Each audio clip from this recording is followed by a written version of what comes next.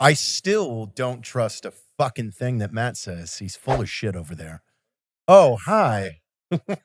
Welcome to Free Range American. I was just talking trash about our producer on purpose. Guys, if we could turn that camera and just see how shady he looks right now, it's Dude, just not he trustworthy. looks like he's trying to sell us. Like, he looks like he works at one of those really discount used car lots. You know, the one that's only a little corner. Yeah. They've only ever got about 8 cars. That is the dude when you and they advertise on the windshield like has AC. And that's like, so that's the option, the only option. Oh, wow. I'm buying a car with AC in the year 2020. Drive off the lot and it breaks. So Sorry, excited. bro. Rolls up with his collar like unbuttoned at the top and a shitty tie. Just playing the cool guy. You looking for something with AC? Got you a good APR. 30%. I'm looking for why I'm at this lot right now. Welcome to the show, everybody. Today we are doing a special series I like to call "Who's Who in the Zoo." Yeah, that's my new thing. I'm actually making mini documentaries about everybody. Oh, just like pulling everyone together. It's like, who is this guy? Yeah, why? How did you come about this? Yes, it's been a familiar face for the last 7 years, but why, how, and who? That's what we need to define. That's what we're here to define. Because dude, yeah. If you don't know where people come from in this environment, you're like, oh, they're just always been. How did they meet? Where did all these dots connect? So we have Mr. Eli Cuevas here. Mr. Eli. Mr. To Eli. everybody. Hashtag Eli guns out, Just throw that on his Instagram. Underscore guns out. No, you and I go back the longest. And I hope you are helping. I'm not saying out of everyone, Dave. I just meant out of him and everybody else. We started the connection, and I hope you're tracking down those videos because I do want to cut some of that stuff into this so they can see. I remember it was 2010. Dave was living with me in Florida, and a buddy of mine named Aaron, who was a TACP station at the 22nd STS, hits me up on Facebook and goes, dude, I met these guys out here, and they do the video nonsense like you do. Which, again, Aaron was never anybody that I had expected to be involved in acting or something like that. So he sends me the link of the lightsaber video. Oh, okay. It's a video. Hopefully we get to roll it. But to explain it, it was like, who was your friend back then that was a really good actor? Because he opens it up. Stores. Yeah. And he's like, it's like boot camp for Jedis. And is it you or Aaron that is fucking with the lightsaber with the fly? Aaron was the one like fucking swinging that thing everywhere. The concept came from Full Metal Jacket, where you have like drill sergeant just yelling and beating the shit out of everyone, and then he has that target dude he hates with a passion, and that was of course me. Even though I was like the square just listening, and then the rest plays out. So yeah, I watched this video, and then Aaron tells me everybody that's involved, and you and Gallagher as the main people. Gallagher now works for us as well, full time. And I hit you up. I think the first thing that we talked about was Metal Gear Solid. Mm-hmm. Once you sent me over your phone number, you sent me a picture of you in that weird armor that you had. The snake outfit, probably. Yep. Well, you were like, check this out. We're like, 2010 Metal Gear. Yeah. Shortly after that, you guys made the sticky grenade video. Yep. That like came out 3 weeks later. And it was like, oh man, these guys are doing VFX like Freddy. We had talked about Freddy a lot. And then, man, you guys just went with it. You had that channel, The Video Gamer Addict. So tell us. So old. Tell us from there. Man, like starting back that was old school YouTube. So that was 2009, 2010. We were all trying to get it. You were doing your visual effects. I remember you sending me videos back in there. It's like, hey, how do I make this blood splatter better? I was like, oh, try this track here, do that. It's like that. I'm like, perfect. Dave and I did Harry Potter gun that weekend. Yeah. Which again, we had no scripting ability at the time. It was just the end of 2008, beginning of 2009, Freddie Wong Corridor were cruising at their velocity going straight up into the air. Dubstep Guns came out. Yep. All of us bought the Claypex album. Super quick. Dude, that was, as you said, it was like Freddie was number 4, I think, in all of YouTube. Those guys we all looked up to at that point. And we were just we would take notes on that. I remember starting myself and I was like, man, I want to start doing stuff Andrew like Kramer, this. man. Dude, Kramer, everything. On an old website called videocopilot.com. Andrew Kramer was like the pioneer of the tutorial videos on how to do VFX at home. And Andrew would work with Freddie, remember? Because he used to be like, oh, you want to know how Freddie did this? Because you guys essentially did your video, the first one, right after Jedi Assholes came out. Mm-hmm. So like the lightsaber effect was Andrew Kramer did his how-to on it. Jedi Assholes came out. And there was, remember that one video? Who did that like really badass lightsaber fight that was like hailed as the best lightsaber video in 2009? You remember it? Yeah, that was old school YouTube. That was like, because I think they were underground. It was like that. Yeah, they had a dope setting. It was very blue and like it was the most real looking shit like any of us have ever seen. And no one did anything up to that point like that. That was like one of the first things. I think that came out before Jedi Asshole. And that was like everyone was like, that came out first. Jedi Assholes hit. Then all the tutorials came out for the lightsabers, and everybody in this video making world was like, okay, time to do our lightsaber video and like figure out how to do it. No, that was, you know what that just reminded me of? This was back before anybody had picked up a DSLR to shoot video. So in order to get a cinematic look in the depth of field, remember we had to buy that adapter? What was that thing called that you could use? You can put on like your Canon video camera and then use I didn't even use one of those. God, I forget what that thing was called. Do you remember what that was called? Dude, that was back in the day. This is when like, I think we had the T3. I bought the T3i was my first DSLR because I did my first videos on a Kodak sports camera. Terrible audio, terrible everything. And it came with like Kodak editing software. And then I remembered, okay, I need to learn Premiere, started learning tutorials on Premiere, learning how to edit, figuring that whole process out. And then one of my biggest steps was who's the guys that do they would do the contest to win. They would do those short contests. Plus they would also do like Andrew did, where it was tutorials. Film Riot. Film Riot, they would do those contests where it's like, hey, do an action short. Hey, do a lightsaber short. So, and then they give those time constraints of like 30 seconds or a minute. So that's what we started doing in order. And we won 3 of them, I think. That's badass. Yeah, we'd always enter. Our shit would get put on there and then that would drive a little traffic. I mean, this is back in the day where I had like 2,000 followers and I was like, yeah. Oh, yeah. I remember when you guys worked for weeks on the video game, the Call of Duty one, Knifer. Yep. Yeah. And that came out and yeah, it hit like 4,000 views. And, oh man, you fucking hit 4,000 views. Like, I mean, I went back and looked at our old Facebook stuff. Like Dave and I were celebrating like 4 comments. Yeah. Look, popping a bottle, taking shots. Views, man. That's 100 people. Like we couldn't believe it.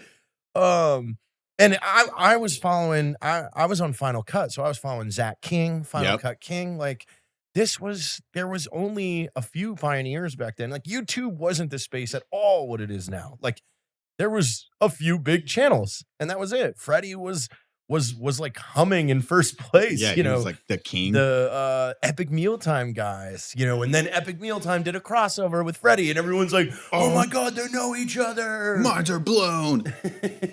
So yeah, you guys continued on up there. You and Gallagher were like the mini team. Then you meet up with my high school friend, junior high friend Casey Schmidt, who runs Northwest Grip, one of the biggest and best grip companies up in super talented in too. Seattle. Yeah, very talented DP, talented gaffer. The dude knows everything there is to know about lighting and electric. Like, and then the crossover. Like now we have this little circle, the Washington crew. I remember you introducing me to Jonathan Chia. Yep, Chia. Back and in like, the day. and you're like, dude, Chia shoots on a red. He has a red. He's An a- epic. He has a red, and we're like, there's no way. Who can shoot on a red? How do you know how to shoot on a red? This man is making movies. Mind-blowing experience.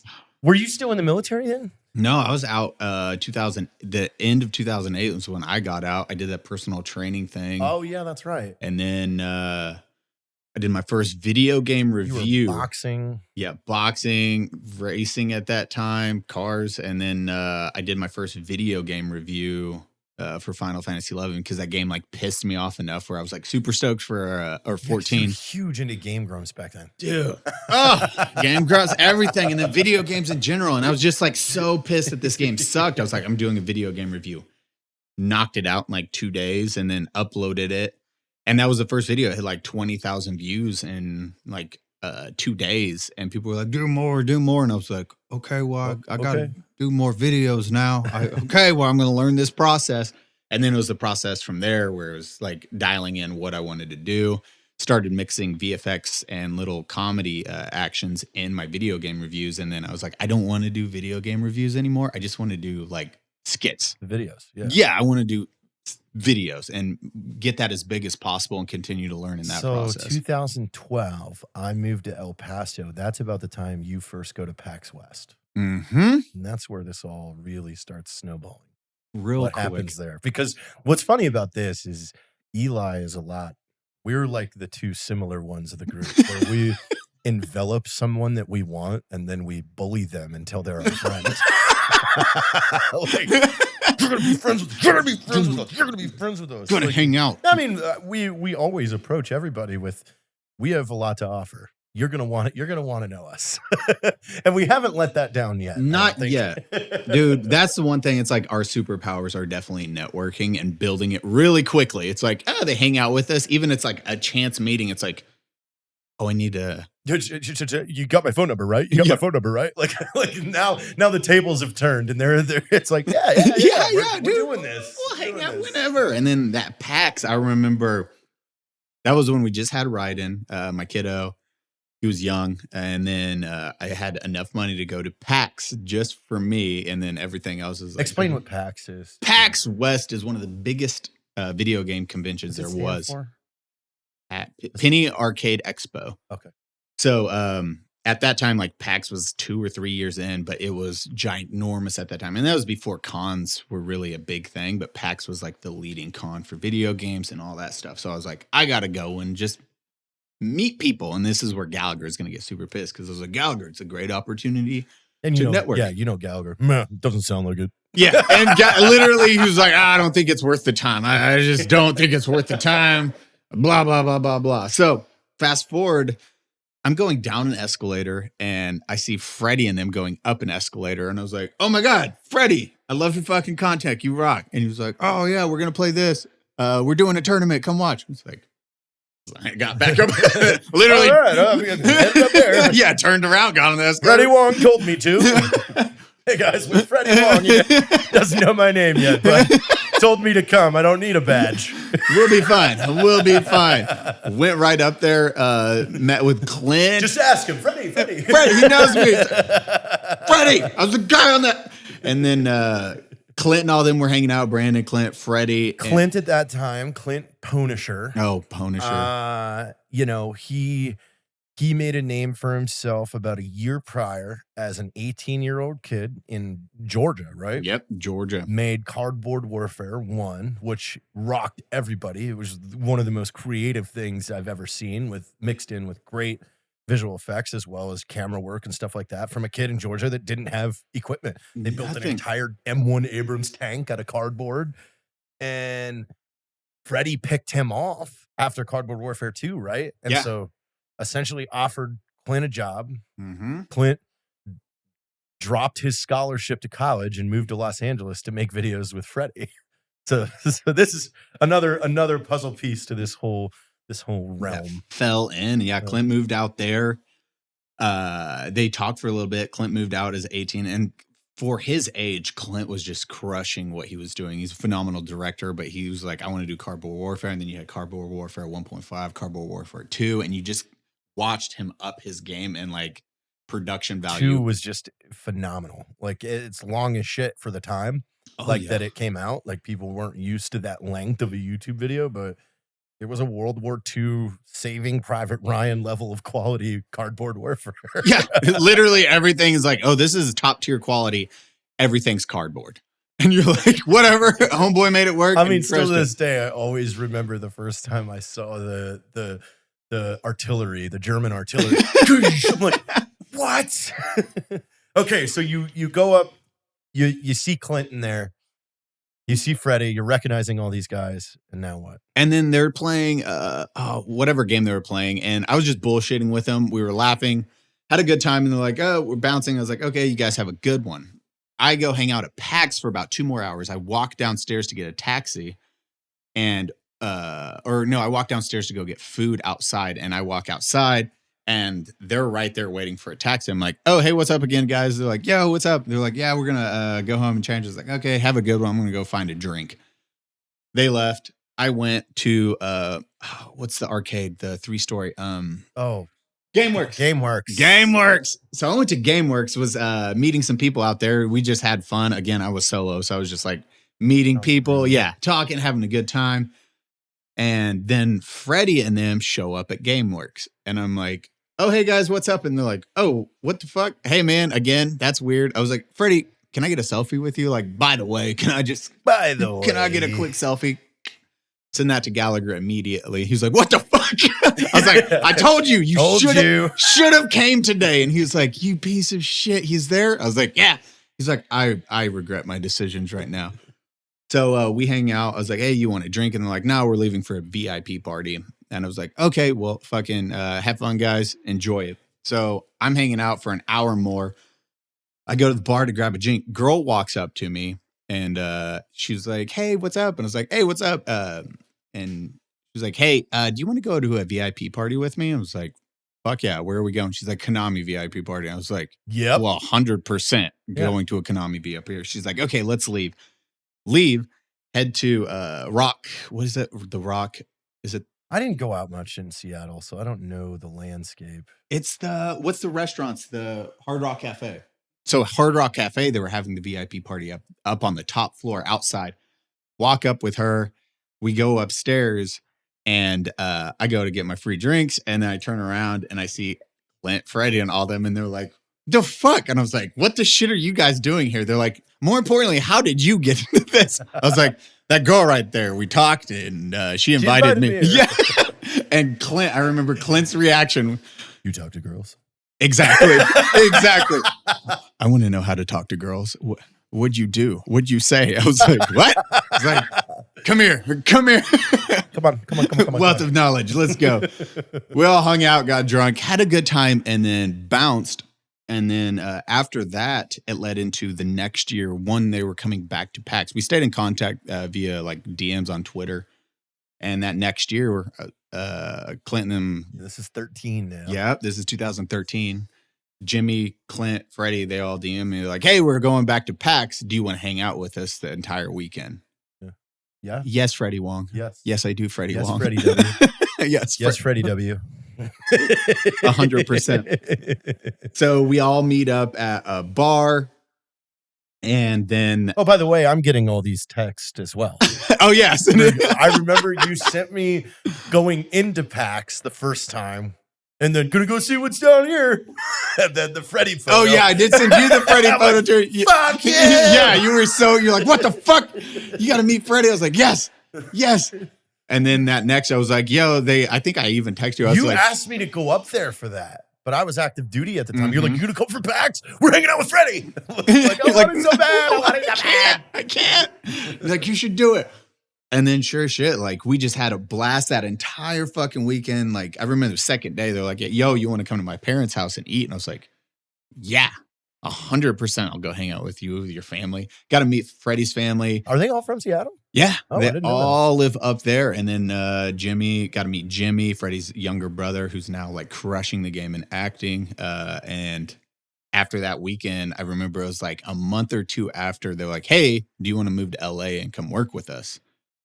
I dropped it. Had they seen anything at that point? Okay. Mm-hmm. Because that was when I actually got to quit personal training. So Jimmy invited me. It was Jimmy and Clint invited me to the Moga business meeting, which is a video game Yeah, company. you guys did that commercial for Moga. Yeah, and they hired us as a full-time video production team.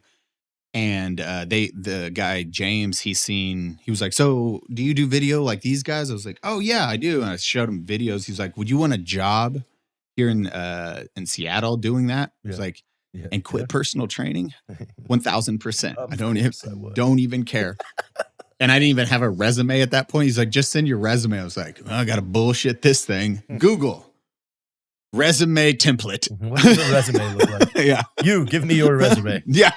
Highlight, copy, paste, sent it to them, and then got hired, and then did that for a few months. And then Freddie and them offered me the job to move down south, and I immediately dropped everything. I was like, "Yep, I'm moving to LA."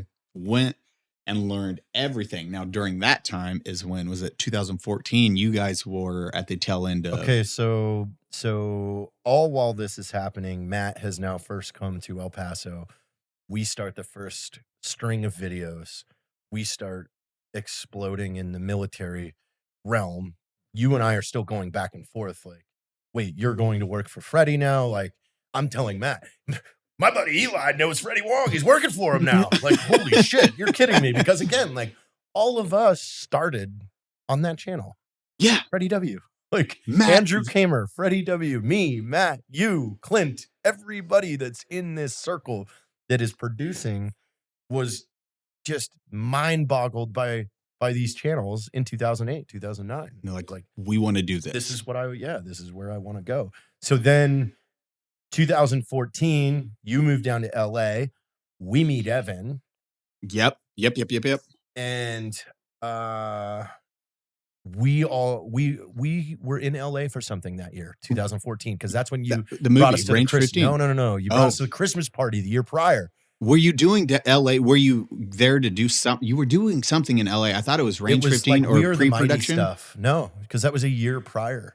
Okay. This is when you guys were in the office across from West Coast Customs. Yep. And then you guys, I was like, "Hey, do you guys want to come to the Christmas party?" And all of you were like, "Yep." Jumping in, showed up.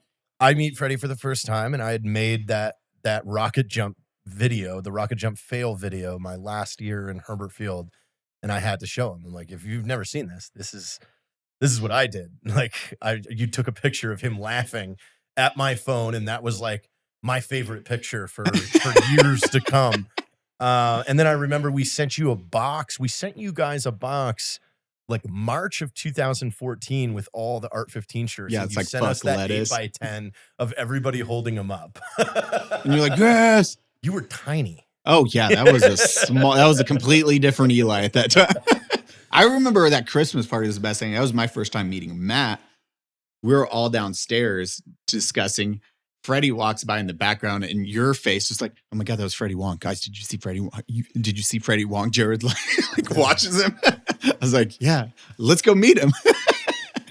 And then immediately, like, boom, beeline. Well, and how Freddie is too. It was like he hangs out with a little bit, disappears. We go upstairs because you're showing us like where they filmed the ball pit skit and everything like that. It's like blowing our minds because we've seen this setting in so many different videos. And when we went back downstairs, he was like, "Oh, you want to come outside and hang out with me and my brother?" Yes. 100%. And then after that, it was just, and then worked with Corridor Digital, learned a bunch from both of them. Next time we came to LA, Evan was with me. You called Sam and Nico, asked him if Evan and I could go over there. So we went to the Corridor to the famous fucking. Yep, the warehouse. Yep. I think. Yep. We met Sam and Nico, just chatted. I mean, at that time, we really didn't know, we were Art 15, a t-shirt business. Evan had his ideas for Twist Rate and Ready Man and stuff like that. So it was just kind of like, "Hey, dude, love you guys' stuff. Love what you're doing." And then it was, going back to LA for the movie. We all go to the premiere of Range 15, and you, me, and Freddie all sat together. We got hammered before it. Oh, 100%. And we were with one of the guys from Napoleon Dynamite was on my left side. Freddie's here. Like, life is at its peak at that Clint moment. was in the movie. Yeah, Clint was in the movie. Because you guys had us come down for that shot. Like, you're like, yo, do you want to do this? I was like, Clint, let's go. Let's fucking knock this out. If you don't know, Eli's the one trying to pee and burn on the flag in range 15. That was me. Got to watch you guys do that. And then I did a few, you guys hit me up and you're like, hey, we need some VFX. No, before that, rewind. When we had to deliver the final cut of the movie, the DCP, and the intro animation was sized incorrectly for the DCP, you had to stay up all night and fix that because I had the drive with the whole project on it. You were the only person I knew with a computer that could do it. Yeah, and I was like, okay, I'll knock this out. It was like getting everything switched, and then I had to do the muzzle flashes for that one scene because there was none or something, and I was like, oh yeah, I can knock this out real quick. Did all that. Did the outro and the intro or whatever, the cards, and then the movie premiere. Yeah, handed over the drive like minutes before we owed the final draft. Yes, I remember that. I completely forgot about that. Oh, dude. So then Black Rifle Coffee comes around and we hit you up to do the Best Part of Waking Up commercial. Yep. You were like, hey, that was your first independent coffee piece that you ever did. Yeah. You were like, hey, do a commercial. And I was like, okay. And then we had an idea. And then me, Gallagher, Denman went and filmed that. And Stores was there too. So we all went and knocked that whole thing out, edited it, got it done, kicked it to you guys. And you guys were like, do another. Yeah, holy shit. Then you guys did the Sniper Shot one. Sniper Shop one. And then from there, I started doing, I did Drunken Debrief on my own. And we had that discussion. Because I remember I was like, hey, we were still in El Paso at the time. Yeah. In the garage. Because that's where we filmed Drunken Debrief with both me and Matt and Rocco. Yeah. And then I did the Luke Drunken Debrief and I kicked you the idea and you were like, yeah, we thought about that too. Doing military stories is just hard figuring out the concept for it. And I was like, okay. And then I edited it and kicked you the final piece. I was like, there you go. And then you, Evan, everyone was like, what the fuck? Is it good? And you're like, yeah. What the fuck? Well, that's when I called Donnie and said, sell this show buy this show now. You have to have this for Vet TV. Like, so now we're looping Donnie in this. Oh, because there was at one point we had that Airbnb in LA where Sam came over from Corridor Digital. Donnie came over with a little book. Yes. You filmed Evan's Drunken Debrief that we deleted. Burnt to the ground. That thing got burnt. But Donnie had a book, and the idea for Vet TV lived inside that book at that time. Yes. Like, I forgot about that. God, I forgot about that entire part of it. Because, yeah, we did that Airbnb, knocked out those. Because at that time, you were just independently trying to do Drunken Debrief for the t-shirt brand that you Double Tap. Hence my name. And knocked all those out. And then we shot yours. One of my favorite things was before filming your Drunken Debrief, you wanted Freddie to play you. Said, that would be the dream. Yes. And I made that dream a reality. It really is the coolest fucking thing in the planet.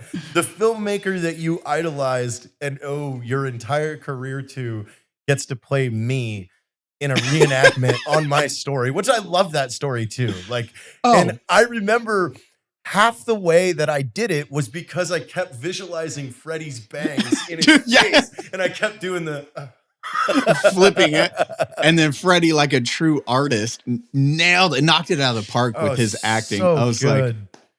I can't thank him enough for that. You too. That was the coolest. That's such a gift. Like, and it exists forever. I have it forever. That was a lot of filming for 3 days with when those guys. When we finally do the 6-part documentary for Netflix, the process. Yeah. Well, I'll talk about that, about how cool that is. It is. It's an experience, and then even from my point, like being able to direct Freddie Wong was like, you're like, wow. And yeah. So then Donnie, I remember telling Donnie like, yeah, your idea sounds amazing. Like, it sounds really hard. If you can get this off the ground and get it moving and it starts working, call me and I will give you anything that you want, all my help. And then, so him and I, once Vet TV had launched, they did their crowdfund. They raised over $350,000 to start kicking it off. Then I was like, absolutely, dude, whatever you need. And he would just call me every few months, like, what ideas do you have? And I was like, buy Drunken Debriefs from Eli. You need this show. And then they funded the rest of it, right? Yeah. Okay. So yeah. They picked it up. They paid for it. They bought 9 episodes. And we had to film all 9 episodes in 3 days. Oh God. And I remember they were saying on average they do, it's like with 2 different teams, they would average 40 to 50 shots in a single day. Holy shit. Me doing solo without teams and my shot list, how I work, we did 70 shots each day to knock out everything that I needed. And they were like, holy shit. I remember the best part was we had the script supervisor. Yeah. And that the dude was like, what about this shot? What's this one? What's this one? We need these in order. This isn't making any sense. I was like, no, it's good. It's good. I have my shot list. I'm just checking these off for what I need. He's like, no, the editor's not going to be able to do this. And I was like, I am the editor. He's like, what? I was like, I'm editing. I'm doing all of this. Yeah, He's like, I'm providing finished product. yeah. And he was like, I mean, okay, if you're good on that, then you do you, bro. And I was like, cool. Just running through that checklist of every shot. Right at this time, while all this is going on, Matt and I get back from Iraq. Yep. For Range 15, and we drive to Salt Lake. And we're in the rented building, and Evan gives us that little side closet that we foam completely up. We call you because at that time you were kind of just contracting for Rocket Jump. Yep. Like they had downsized. I know exactly. You were working on a green orb. Yes. Oh, yep. When yep, I yep. called you and said, get to Salt Lake. We're all moving here. And I was like, done. And you show up and we're singing Charlie Sheen Has AIDS. Oh my God. I forgot about it. Yeah. Holy. That's when we first started doing all our video games. The first few videos we filmed, we were in that Airbnb. We filmed that one with the body switch. Oh yeah, body switch with Heather. Oh With my God, Heather. yes. We filmed that one with my friends where I had the hourglass. Oh yeah, that one got deleted. And then we filmed the gun in line at the movie theater. Oh yeah, that never saw the light of day. Never saw the light of the day. That's when you realize acting is pretty important. Oh yeah, we in had a piece. We had a gun on a stick that was just floating in line at a movie theater. It was getting talked because guns were dangerous at that point. Yeah, and then the second week we shot How to Be an American 1. Yep, and that just full send on that one. Like, remember me, you, and Matt sitting in Evan's office then. He had that one couch, and we had the whiteboard, and we were just, we had this list of like, 60 things that were like, oh, what if we did this? What if we did this? What if we did this? Topical stuff that's going on in we were society at the same time trying to build a set in the warehouse. Oh yeah, the BRCC set. It was just like utter chaos, and it was like everyone's just like adapting. And it's like, okay, switch, pivot. There was a half of a gym. there was that chalkboard room, and I filmed the with Kit Cope the rant. I'm ranting at you about the bridesmaids parties. Oh yes. Holy God, all the content, because it was like from there, then we got Unicorn, and then from Unicorn it was just like more content. Yeah, more. So we were hopping Airbnbs, and then we finally found the big house, which we've dubbed the Unicorn Ranch. And initially it was me, you, Heather, Matt, and Logan all living there right when, again, everybody was like 1 foot where they came from, 1 foot in Utah. Yep. Like, because that was wild. Because remember, we had Alex Scarlatos come visit. It was like a Halloween or something. Yeah, everyone would go back and forth still at that point. It's like, I got to go home for a week, and then they go back and then be in Salt Lake for like 3 weeks at a time. And there's that rotation. Yeah, because Matt had the big room. Mm-hmm. The master. I had the basement. I had the one down at the end of the hallway. Drink, repeat, wake up, come up with ideas, work out. Yeah, the giant kitchen table there, and everybody had their computers up there. Like, we literally would just get shit-faced and then start writing. And like start shooting. We just would shoot. Like call party Ben, get in the backyard, wear this farmer's outfit. All right, good, go. Like, done and done. And then it was also like, and that was like the most cohesive working with different people. That was like the first time it was like, for me, it was like stylistically direction. Everyone like worked together. Heather started the roommate skits with Logan. We were doing, better decisions. Like everything was like starting to just ding, ding, ding, ding, ding, ding, ding, ding. It was an influencer house. We didn't realize it. Yeah. We discovered Brandon Rogers in the living room there. Yes. Oh, yes. I was yelling, hooting, and hollering. Everybody get in the living room. Granted, we have iPads and computers everywhere, but we all sat and watched my phone, the first Brandon Rogers video we've ever discovered. And then it was like, we need to be friends with him. Yeah. And now we are. Jared's little power of networking. It's like, I'm going to meet this person somehow. And sure as shit. He's going to be my roommate someday. Yeah. Why did I live with everybody? I don't remember, Jared. You had a house at that time? Like, really? Like, now that you start thinking about it, who haven't I lived with? Literally everybody. I live with you, Logan, Heather, fucking Brandon now, Dave. Fuck you, Matt. And Jared's always had his own house at this point. Street Bike Tommy. I have my spare house that I don't use because I live with everybody else. Like, no, I could go there and be alone, but... Well, Dave lived at Unicorn, too. Oh, yes, Dave. I forgot about that. Holy shit. Everyone lived at Unicorn at one point. Charlie would come out and visit. You met Charlie through just... I was harassing him on his Instagram lives. 4 nights in a row. Every time he went live, I would just harass Charlie with the most ridiculous shit. Like, hey, want to cover ourselves in meat and lick mustard off our faces? And he'd finally be like, dude, JT article, what the fuck are you talking about? And I'm like, check your DMs, bro. Like, and the DM just says, we need to hang out. It's like, who is this person? Okay. And then you were literally like, Charlie's coming out next week. And I was like, who? What? This guy named Charlie Classic. And then he showed the video, like Charlie's big first video was that throwing the tampon back. Yeah. And then I was like, oh, I've seen that video. And then he was popular on Vine. He's a huge Viner. He's like one of the top ones. And then, God, that circle just continued to grow. Who don't we know at this moment? I mean, Brandon asked me that. He was like, what YouTubers are you missing? I said, Paint. I would love to know Paint, which Brandon knows him really, really well. So that's not too hard. And Raka Raka. Oh, Raka Raka would be fun. I think we could be good mentors to Raka Raka.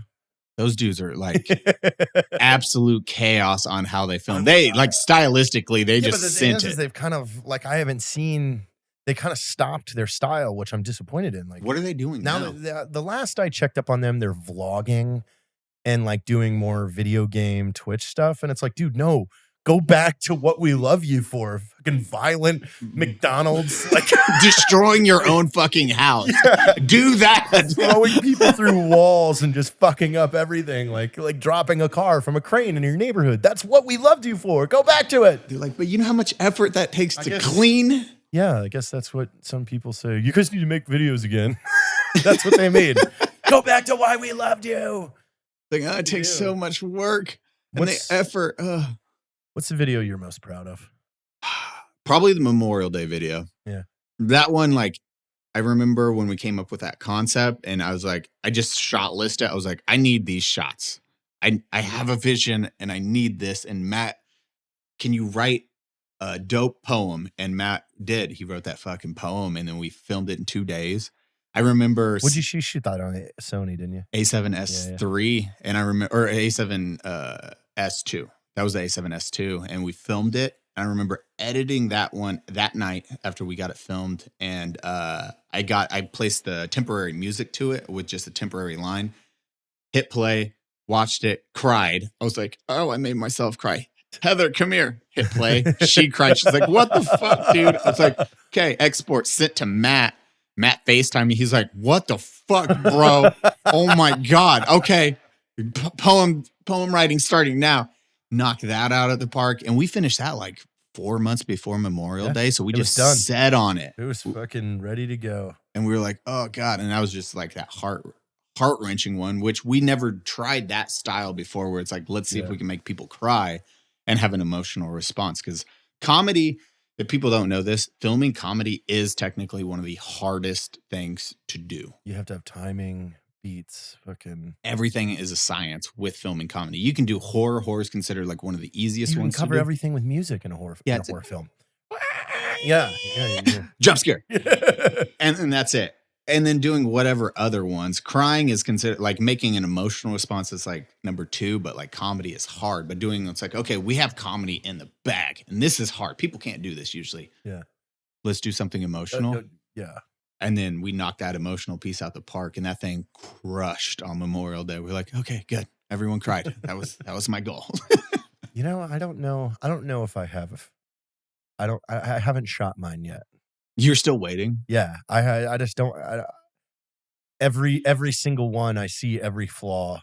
Like I would say my most favorite was the Every Guy from Brooklyn one with Charlie. Yeah. Like just because I came up with the concept in the car with Charlie and I laughed so much about it. And then that was the first thing I shot with my Blackmagic. So I was like, man, this looks so good. Like, even though now I'm like, oh, I really fucked up all those settings.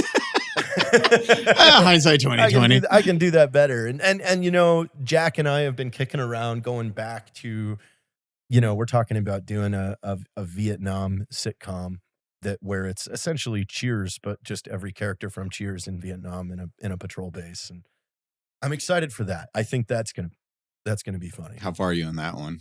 We're still we just decided on it this weekend. We were gonna try and do a Cheers parody in the bar here, but then we're like, dude, no, we have all this Vietnam gear.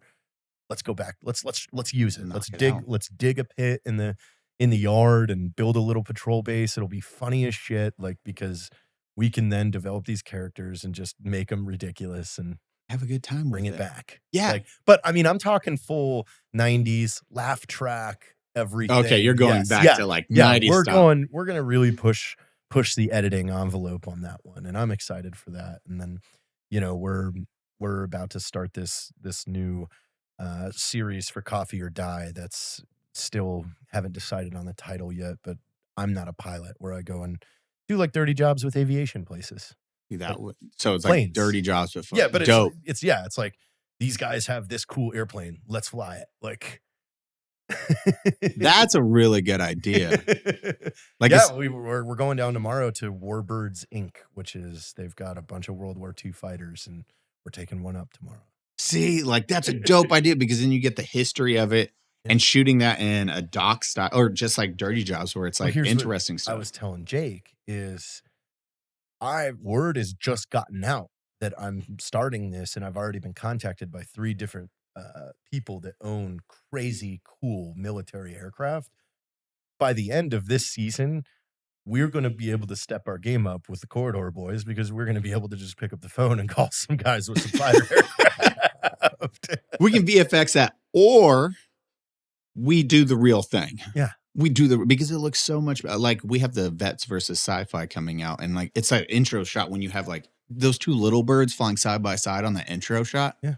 People, you'll see what I'm talking about. It adds such a level of production to having the actual equipment that how many people YouTubers can be like, hey, here's a jet. I tried that with Rocka Rocka. I was like, here's a picture of the helicopter. Come on down to El Paso. We can do whatever you want with it. Yeah, I think when Vets vs. Sci-Fi comes out, that's going to change a lot of perspectives. Because if there's one thing, and I don't know if everybody notices it, but I definitely do. You go back and you watch our stuff from 4 years ago, and you watch it now. We've now leveled up, surpassed SNL level of quality. Oh yeah. Our most recent, the Things Veterans Don't Say, or the veterans. Yeah. You might be a veteran if it's look at the quality of that, the production value, the shots, the color, the editing, the sound.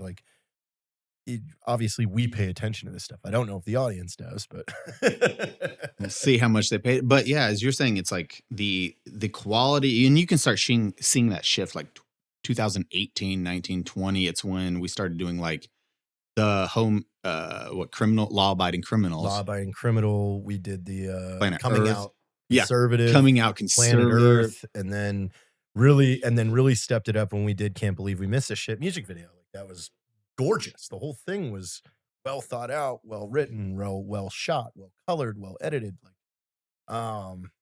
it's cool. And so now you and Matt run one side of the viral content division. Yep. You got your crew over there. You got me and Jack on the community viral content division, activating Drinking Bros, the Facebook groups and everything like that, keeping it weird.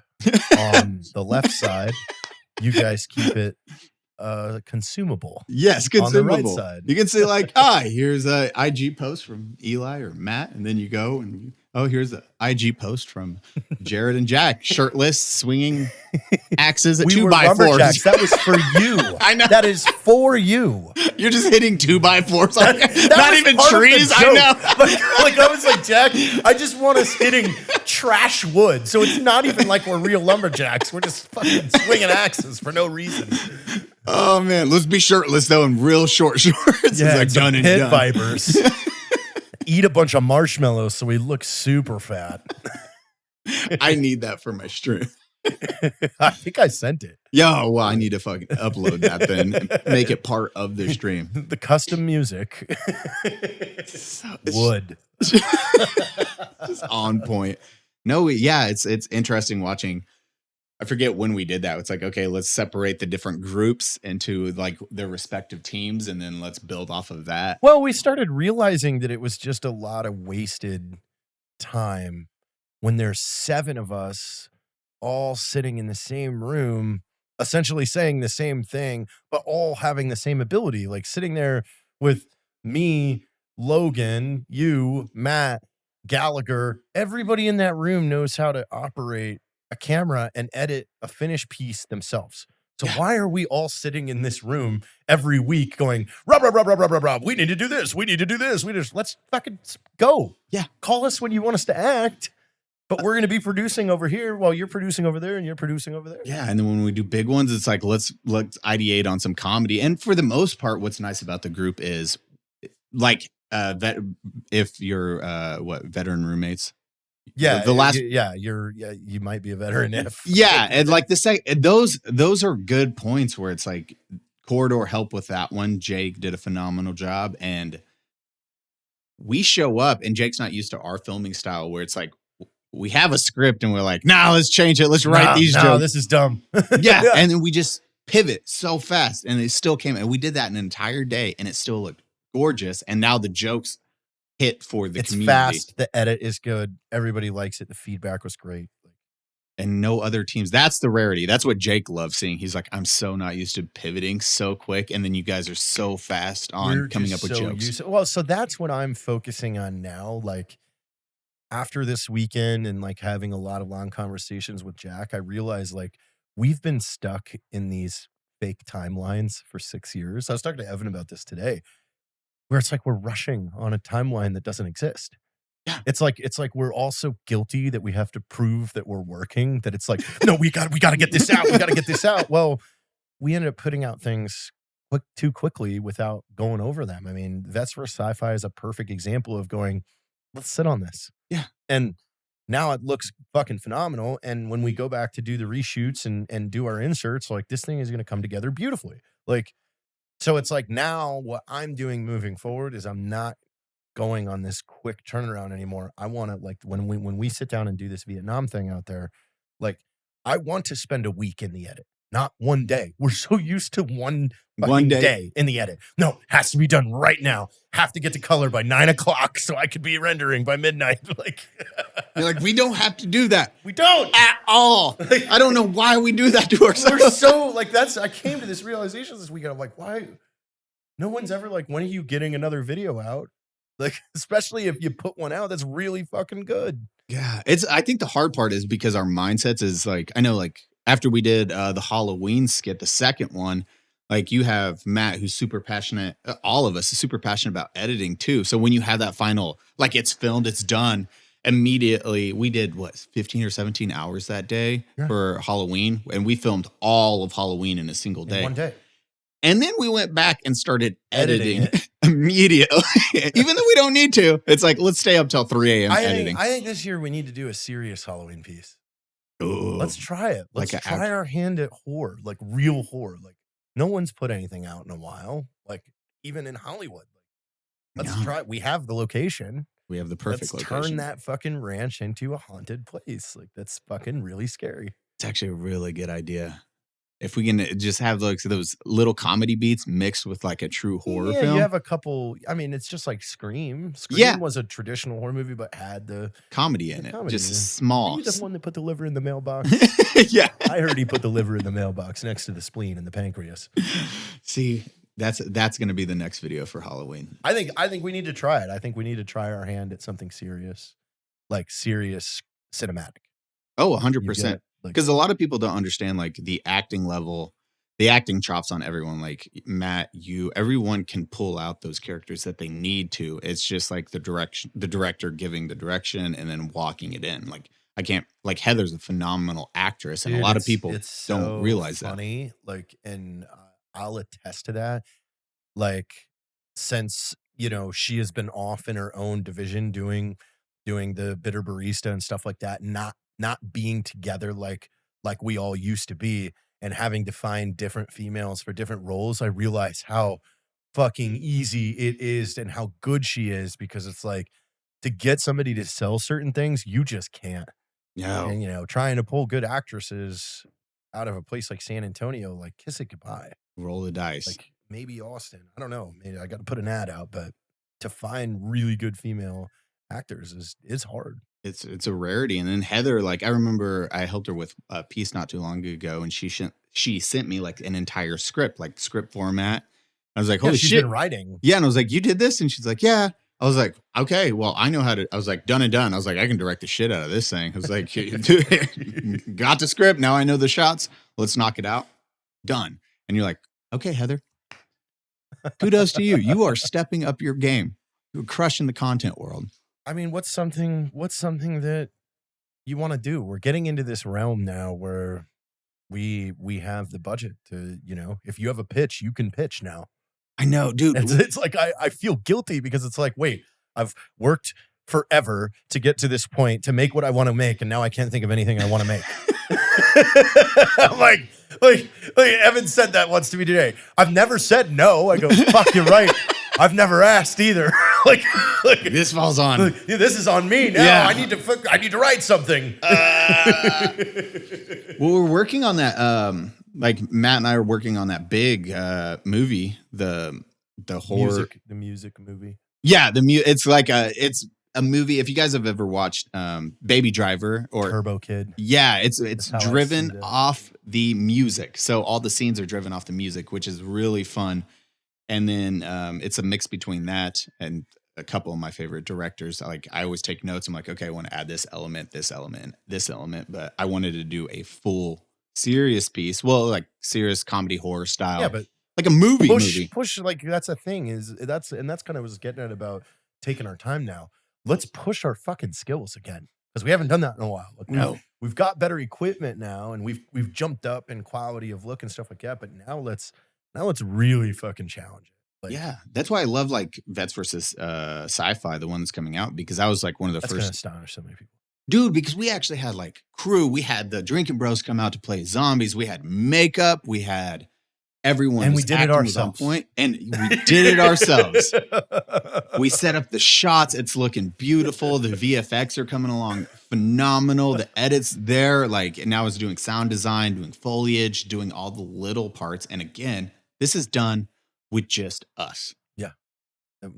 This was not hired out. This is not Hollywood. This is where we're at now. Yeah. Now it's like, okay, let's keep going, because the space is open. Yeah. Like, I'm not seeing anything getting put out. Like, it kind of sucks at that point. I'm really looking. Where are our military filmmakers at? What happened? Where'd they go? Where did all of them go? That's a good question, because I haven't seen. Anytime anybody sends me anything, I watch it, because I'm always looking for who's next. Who's doing good shit out there? I want to see it. A lot of people a lot of people I think just fell off or just got too consumed with it or didn't have the true passion for like what it was. yeah, and it's that change, it's that pivot. It's like understanding. I think Black Rifle, the crew has a really good you can kind of rehash the same jokes, but it's also staying topical and then pivoting. It's almost like the South Park crew where you're just like adapting, you're becoming better. You're not stuck in one little demo. You're like, no, let's try something new. Let's up this. Let's do this. Let's watch Key and Peele. Let's see how their sketch. Okay, you can make a sketch comedy about one joke and it will pay off and be like, done. And I don't think a lot of people did that. They just stuck with one thing and then they fell out of the grid or they got burnt out because of it. That. Yeah. I mean, we both have mutual friends that weren't seeing the views that they wanted and just folded. Like, yeah. These people don't get my art. Adapt your art. We have to. It's this video making is the same thing as it is trying to become a musician. You play covers to get people to listen to you, and then once you get people to listen to you, you get them to listen to your original music, and then you've built a fan at that point. You have to open your scope up to topical and relatable comedy that people go, oh, that's so me and this person. That's so me and my friend, blah, blah, blah, blah, blah. And then we can slowly move them once we've earned them into shit that we want to create that isn't so cliche or, seems too pop culture. Exactly. And that's like the funnest part. And I learned from you guys was doing relevant content. Because I remember I was like looking back at old stuff and I was like, it was never relevant. It was fun. I had a good time. And then I put that together where it's like, okay, I need to stay relevant. And then working with you guys, it was like relevant comedy. What's going on in the world? Let's do stuff about that. Military humor, society, whatever it is. And it's like, okay, that's where the views are. And then in between all this, you've got things like your guys' show. Oh, yeah. I forgot about that. On History Channel. Yeah. But when you're sitting on a set for however many weeks, you guys are doing that for 13 weeks, like you get to learn more and more and more. So at the same time that we're all doing this behind the scenes work, we're all personalities. Yes. That's what people don't understand. It's like this going on dates and shit like that. They're like, what do you do? I'm like, I don't fucking know. Just everything. Pick a week and then I'll tell you what I'm doing that week. I just finished announcing a sports event. I never thought I would do that. No, you singing the Star Spangled Banner or at a sport event. It's like JT does everything. What is this? What? It's like, oh yeah, it's like becoming a personality. That again was your guys' like main thing. Like, no, work on it. I was like, okay, I'll get out there, do that personality thing. And I will say, like, the TV show really helped facilitate that because, like, reality show, you live in front of the camera. Yeah. You get comfortable as hell in front of that camera. And that made me where I am today, where I'm like, okay, yeah, this is good. And then, like, IG, you were the one that made me start posting more on IG. You were like, no, dude, build your IG, bro. Because it leads to income. It leads to at any given point, we all have stages. And that's how I look at this. This is a stage. And my stage has over 100,000 people in the audience. And it's like, I get to perform for you whenever I feel like, and with whatever idea I have. And then I get to read your feedback. This is fucking awesome. Yeah. My stage is bigger than the hometown I grew up in by like 5 times. Yeah, exactly. And you're like, what is going on in my life? Oh, I was talking to Brandon about that. I'm like, people get hung up on the numbers sometimes, but when you put it into retrospect of like, what stadium can hold that? Brandon's at 1.4 million followers. Like, there isn't a stadium in the world that can hold that. And that's just his IG? Yeah, that's just his IG. 6.5 million subscribers on YouTube. What stadium? Not that's a state city that can hold that. That's a city just being like, you're Rhode Island. Yeah. Brandon, shoulder to shoulder. You take up all of Rhode Island. Like, now do you feel better? I actually kind of feel better. Yeah. You're doing fine, Brandon. We fell that because it's a numbers game, and you have to realize it's stepping back. I know. Where it's like, fuck, this video only got 1 million views. Yeah. What did we do? What did we do? It only got 19,000 shares. Yeah. God, we fucked up. Like we need to step back and realize that's actually pretty decent right now. That's pretty okay. Oh man. Well, it's been. I told Evan today, I'm like, I probably got another 1.5, 2 years of this, and then I just want to have my pilot's license and be his private pilot. So I'm like, I'll buy a plane, keep it at Bernie, and call me when you want to go places. Yeah. And I'll just be like,